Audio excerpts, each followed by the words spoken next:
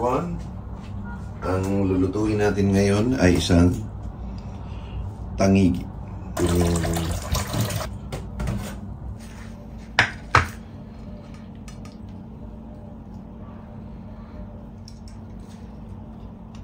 Ito, lalagyan lang natin siya ng asin and pepper.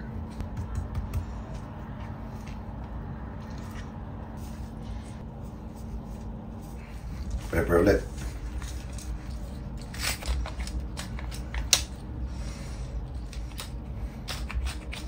Then tapos, yan, kukunin na natin siya at lulutuin.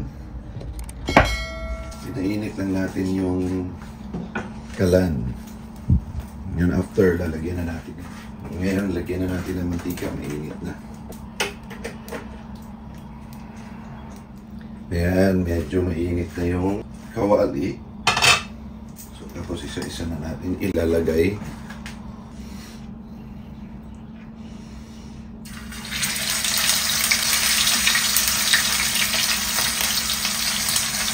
Dapat nito. Until mag-golden brown siya, hugas lang ako. Tapos tatakpan natin siya. And from time to time, i-check nyo rin siya. Diba? Dali lang.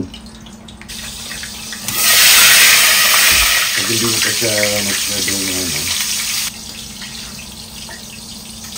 ready na natin. Ibalik natin. Perfectly toasted. Hindi na siya dumidikit sa kawali. Ibig sabihin look at that. Ganun pa rin.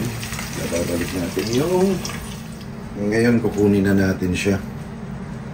You can see it here.